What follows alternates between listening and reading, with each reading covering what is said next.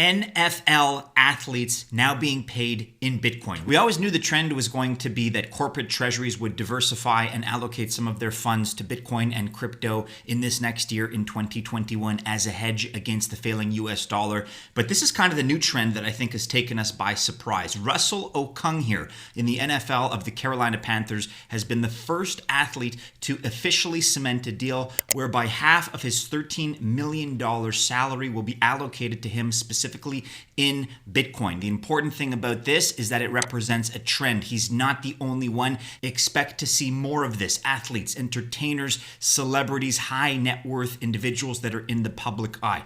Very, very important indeed. We're also discussing Turkey now, which is set to pilot a digital currency, a CBDC, central bank digital currency. This in response to their Lira, which is just falling off a cliff. We have news about FalconSwap's mainnet launch. We're also going to be discussing Ripple, which to my surprise, I'll be the first to admit, is now up 22.9% since yesterday. This is on the heels of news that Ripple Labs has put out. They're also offering their side of the story, their official statement on the recent allegations made by the SEC. eToro, the popular trading platform, is in the news in a big way. It looks like they're going to be making their way onto the NASDAQ with an IPO that'll value them at $5 billion.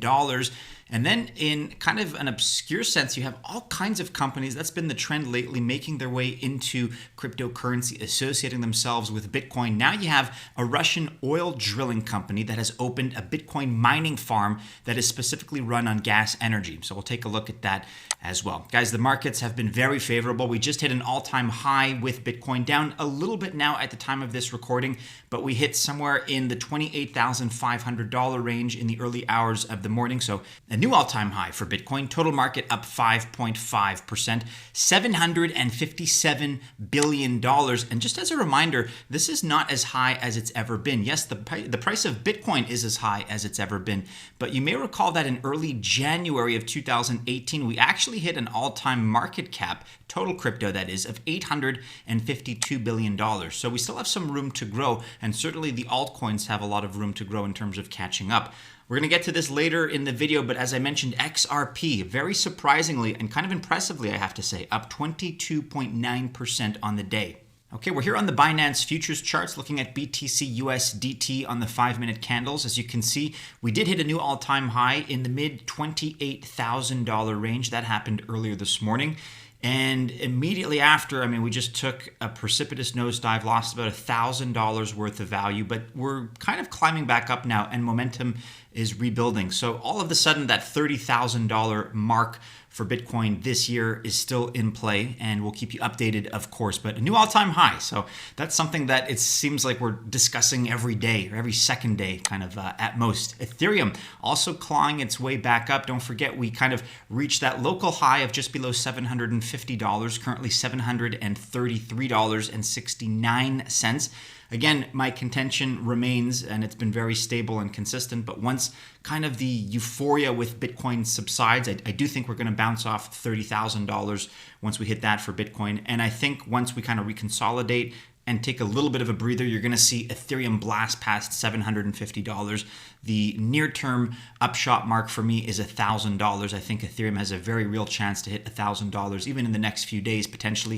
Litecoin also doing well, kind of relatively stable despite so much of the volatility that we're seeing in Bitcoin. And I want to revisit here briefly Theta, which is performing very, very well indeed. Not quite reaching all-time highs yet. It's been on a little bit of a slump ever since it breached the $1.70 mark, but we may be challenging that position again soon. Right now at $1.57 and seemingly climbing. Pay me in Bitcoin, insisted Russell in May of 2019. The update here from December 29th, paid in Bitcoin. You've likely heard about this by now, but Russell Okung is a trailblazer in much the way that Michael Saylor, I would argue, has been a trailblazer in the corporate space. Here you have Russell Okung in the space of athleticism and the sporting arena. Russell Okung is going to be our Bitcoin bannerman in that space, insisting now for over a year to be paid in Bitcoin. And it's finally been done through a little bit of an ingenious setup, if I may add. If you've never heard about Russell Okung, he's He's an offensive lineman for the Carolina Panthers. I'm not the biggest football fan in the world. I used to be really into the NFL. I can't say I am anymore. I don't have the time. And almost embarrassingly, I've never heard of Russell Okung, but he's a smart guy. We're going to get to that in just a second. Russell currently earns $13 million a year. Half of that is going to be paid to him in Bitcoin with this new arrangement. So about $6.5 million. I think that's significant, because think of a company like MassMutual. They say, hey, we're putting $100 million into a Bitcoin fund. That's a lot of money, but that's an institution. Now, on the individual level, you have a guy like Russell who's going to be putting $6.5 million a year into Bitcoin. It's not as much as MassMutual, but again, it's not institutional. It's one individual. So this is very powerful. Here's what he had to say, quote, "Money is more than currency. It's power. The way money is handled from creation to dissemination is part of that power. Getting paid in Bitcoin is the first step of opting out of the corrupt, manipulated economy we all inhabit." This guy is a free thinker. He's liberty oriented and he's financially savvy. We're going to get to some of his Twitter posts, his tweets in just a second, but he's got a lot to say and a lot of good stuff to say in my opinion. So as per CNBC.com, the Panthers are not paying Okung directly in Bitcoin. They're going through a third party, and this is how it works. So the team is going to divert roughly $6.5 million. That's half of Okung's total salary. They're diverting that to STRAX, which will presumably take a fee and then process Bitcoin transactions for Okung. That's according to a longtime advocate. STRAX did not respond to a CNBC request to confirm transaction fees associated with the arrangement. Now, you can debate whether or not this is a risky move. Volatility is always going to be a factor, but don't forget Okung has wanted to do this at least going as far back as May 2019, and Bitcoin is up about 240% since the time of his initial request when it comes to this matter. Now the question arises, quite naturally in my opinion, who else is having similar thoughts? Who else is asking themselves these same questions? Who else is going to follow in the footsteps of Okung? He's not going to be the last guy, not by a long shot, I can guarantee you. In fact, STRAX is also coordinating more arrangements emulating Okung's with players from the Brooklyn Nets and the New York Yankees. So I'm not the biggest sports fan in the world, but I think those represent the NBA and the MLB, basketball and baseball respectively. That's according to Bitcoin news site CoinDesk. Okung's move, of course, is going to provide more credibility for Bitcoin, and that could trigger even more athletes to invest in digital currencies. Potential investors can also purchase Bitcoin through other mobile payment apps, including PayPal, Cash App, and Square. And of course, it could be argued that Okung here didn't need a third party to have this kind of mechanism in place. He can take his $13 million, take half of it or take whatever percentage of it that he wants, and then allocate those funds himself into Bitcoin. I think there's something a little bit more to this. My contention is that if we take a look at Russell's tweets, which we're going to do in just a second, he's doing more than just transferring his wealth into Bitcoin. He's trying to be an advocate. He's trying to be an ambassador for the space. He's extremely anti-quantitative easing, anti-fractional reserve banking. And so this is, to a certain extent, a publicity stunt, but one that I can respect. I think he's getting behind the movement here in a way that's shedding more light on some of the problems that he's identified in the past and some of the benefits and advantages of Bitcoin and crypto. Reading on here, "Pay me in Bitcoin" has come true for NFL player Russell Okung. A full 20 months and 273% price increase after he first tweeted that demand in May of last year. Okung will be the first player from any major sports league to be paid in Bitcoin. I mentioned 240%, even more than that, 273. So this is going to be done through Zap, and the STRAX product that I mentioned earlier is a specific feature of Zap. They're up, by the way, significantly. Again, as I mentioned, the theme is that anybody associated right now with Bitcoin is being rewarded in the traditional market spaces. So Zap up 6.93% at the time of press. As you can see, it's changing 7.04% now. Okung just happens to be a large individual in terms of his net worth. So as we talked about that $13 million, even half of that, 6.5 at the time of this recording, equates to about 230, 240 Bitcoins. That is significant indeed. At Russell Okung here on Twitter, as I mentioned, extremely freedom-oriented, seems to give off a very strong libertarian vibe. Life, liberty, and Bitcoin. As I mentioned, this is more than just investment. This guy wants to be an ambassador for the space, and he wants this to be a talking point. I think that this could be really like a premier role model for the NFL, for Black America as well. This guy is a smart guy. He's got an intellect. He's got a head on his shoulders, and he's got a lot to say. Let's go through some of his tweets to give you a sense of where it is he's coming from and what his mentality is. You can make X a year and watch it slowly erode with inflation, or you can protect your hard-earned money with Bitcoin. If you think elections are rigged, wait until you learn about the US dollar. Earn Bitcoin now. Blaze a trail that your friends and family will emulate. When we are all paid in Bitcoin, no one can tell us what to do with the value we create. If 2020 taught us anything, it's that the world is rapidly changing. Underlying this transition is the adoption of sound money. In a post-fiat world, you won't have to worry about your labor and time being stolen. Don't talk about it, be about it. Hashtag Bitcoin, payday.strike.me. The next decade will be about Bitcoin's mass adoption. I'm freeing myself from fiat, you can too. In a world of political correctness, the truth is often difficult to find. So many purchase Bitcoin to become cash rich. I bought it to be free from cash. That I find to be particularly poignant. And finally here, do it now. Get your paycheck in Bitcoin. I would love to see a world personally where Russell Okung is at the top of every headline. He's on the front page of every newspaper and magazine, hopefully ousting the likes of Colin Kaepernick. That's just me, but this guy's a smart cookie. This guy is not a big musclehead.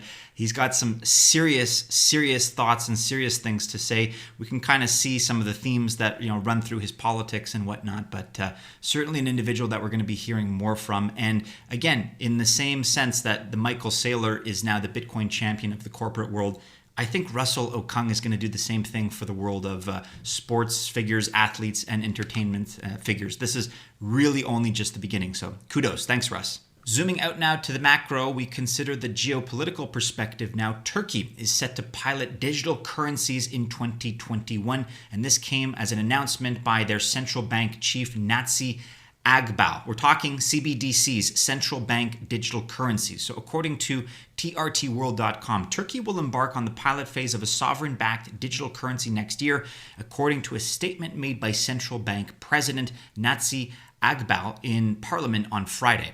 There is an R&D project initiated on digital money. Currently, the conceptual phase of this project has been completed, Agbal said, while answering questions on the activities of the central bank at the TBMM Plan and Budget Committee.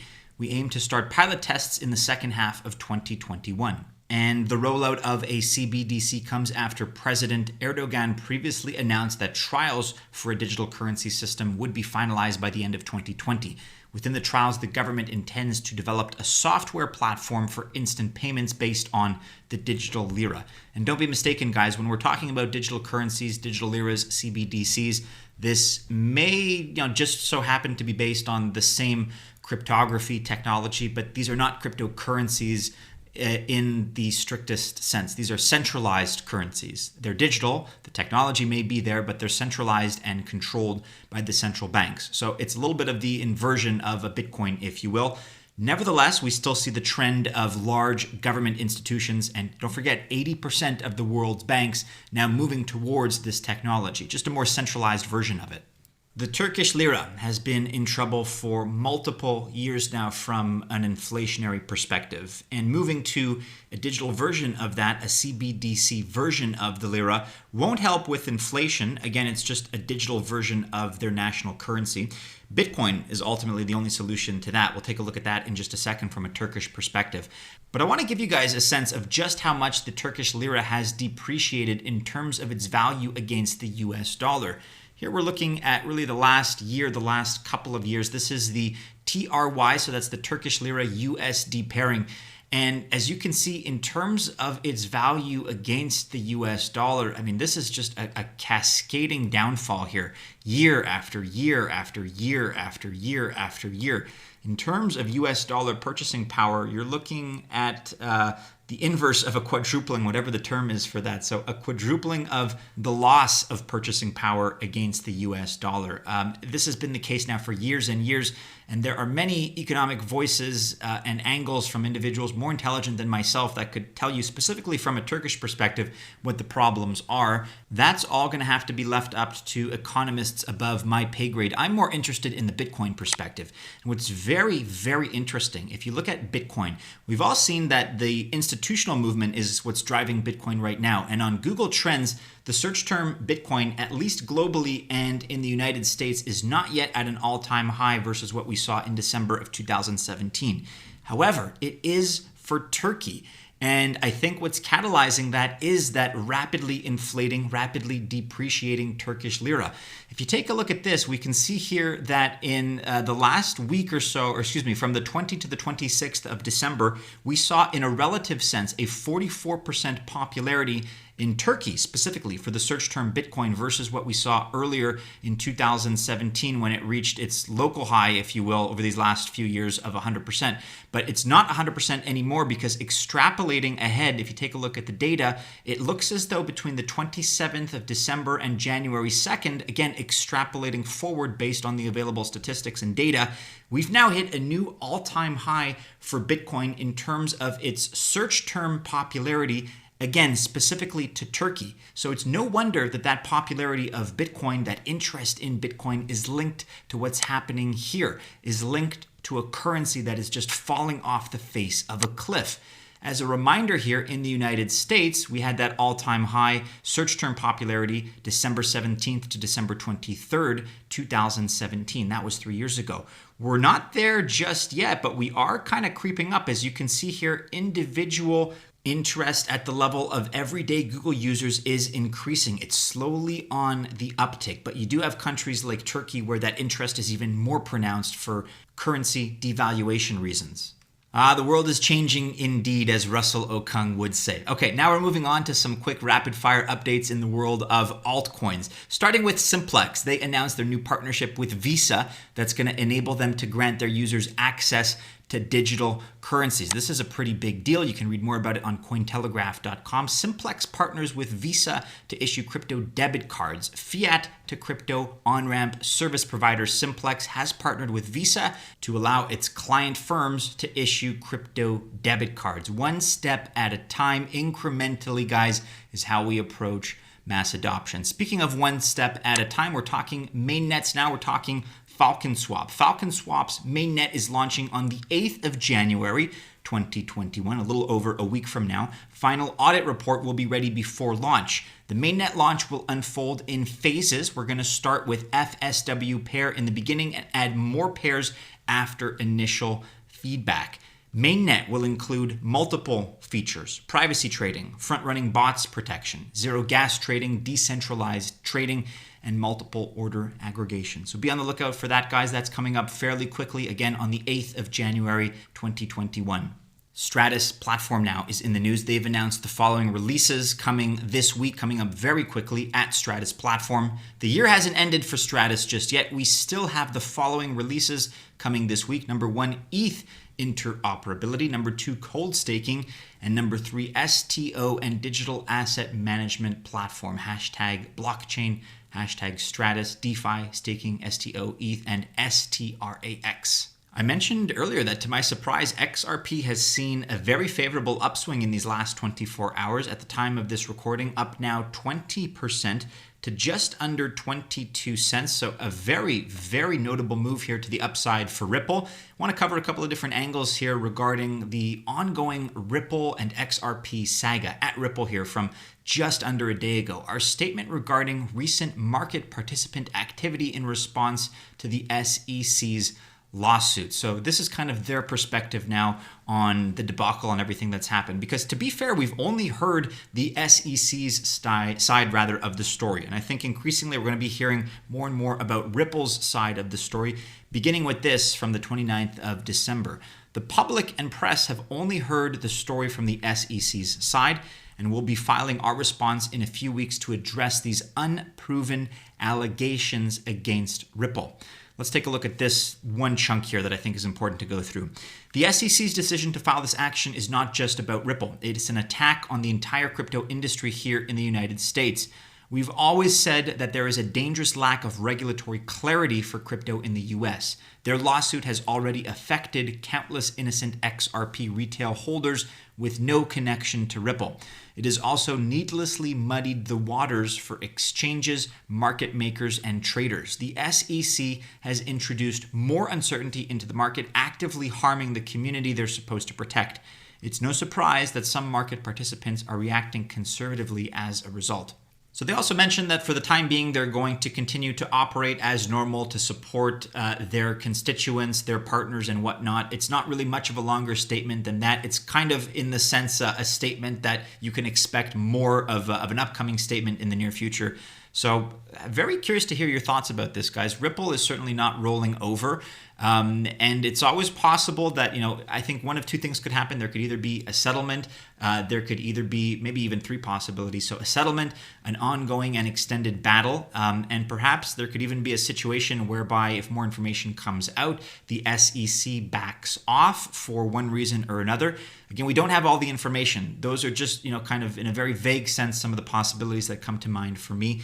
So I mentioned it the other day. I don't think XRP is dead by any means. I think perhaps it's taken a major blow. It's taken a big hit. Will it ever kind of return to all-time highs? I'm not so sure about that, but nothing goes to zero in this space. And I think one thing you can say about the XRP fans out there is that they're very loyal and they're very devoted. It's not really my cup of tea as a project in terms of its architecture and whatnot, but I can certainly respect that fighting spirit that Brad Garlinghouse here is showing. And there should be more to come in the next few days, the next few weeks as this all unravels. So we'll be keeping an eye on that. Next up in the news today is CZ Binance with the Binance pool. Take a look at this. Hashtag Binance mining pool is now at number 2. I had no idea it was this size. And CZ says that this is probably a good spot. We don't want to be number 1 or make mining overly concentrated. We want to help decentralize, which is a sentiment that I can respect here. So Binance Pool now controlling 12.58% of the hash power behind F2 Pool and just ahead of BTC.com and Pool and Poolin. CZ Binance here also applauding the story that we covered earlier, Russell Okung. BTC Tools Bitcoin arrives at NFL. Carolina Panthers Russell Okung to receive half of his salary in Bitcoin. So CZ Binance here applauding that right up on CryptoPotato.com. Very, very good news indeed. And in other crypto adoption news, we have this piece. New York has given the first authorization to a stablecoin backed by the Japanese yen. They've given that authorization to operate in the United States. Japanese firm GMO will now be able to offer yen and dollar-pegged stablecoins to the public. You guys can read more about that on Cointelegraph.com. Also, big eToro news. As you may have heard, eToro is likely going to be making its way to the NASDAQ via an IPO, an initial public offering, and we could see a $5 billion valuation. Many of you, I'm sure, are familiar with eToro. We actually don't talk about eToro all that much, but it's a pretty ingenious platform. It's a cryptocurrency and asset exchange, but it's also like a social network in that sense that you can copy the most successful traders and emulate them. You can also do so automatically. So the Israeli company, which has developed a platform to manage investments, is targeting an IPO in the second quarter of 2021 after doubling its revenue to $500 million and gaining 5 million new customers in 2020. Very impressive indeed. These IPOs are starting to pile up in a good way. Coinbase and now eToro. You guys can read more about this on calistech.com. That was a tricky one to read. Kind of caught me off guard there. And finally, in terms of adoption news, we have this kind of weird story, but that's ultimately a positive for the space. Russian oil drilling giant opens a crypto mining farm, which is going to be run on gas energy. Gazprom Neft, the oil subsidiary of Russia's natural gas giant Gazprom, is getting into a different kind of exploration. The company opened a venue for cryptocurrency mining on one of its oil drilling sites in Siberia, unlocking the power of Russia's oil and gas resources for the needs of Bitcoin mining. So, albeit subtle, it's still positive mass adoption news, one step at a time, guys. Incrementally, we take over the world with Bitcoin and cryptocurrency. That is it for today, everybody. Follow us on all the regular social media channels. Keep checking into altcoinbuzz.io for all the latest. Like, subscribe, share, and hit the bell to receive notifications if you guys enjoyed today's video. Let me know in the comments below, after Russell Okung, who do you think is going to be the next high profile, whether it's athlete, whether it's entertainer, whether it's celebrity? Who is the next person that's going to come out and publicly champion Bitcoin? Because this to me is no longer a risk. This is an opportunity. And more than that, I think it's a springboard toward publicity. Somebody can kind of come out and be an early champion in their space for Bitcoin and get a lot of notoriety for that in a positive way. In just the same way that we've seen the traditional financial world reward the likes of Michael Saylor and MicroStrategy and now GreenPro. People are getting rewarded for their involvement in this space. And I think this opens up a whole new professional chapter for Russell Okung. So who do you think is going to be next? We talked about how the NBA, the New York Yankees, baseball, they're kind of lining up. But just beyond that, bigger picture, what kind of a personality do you think would be best suited to this space as a crypto ambassador? Let me know, guys. If you choose to invest on this hump day, I wish you only the very best of luck. Stay safe. And as always, we hope to see you again soon in our next video. Take care.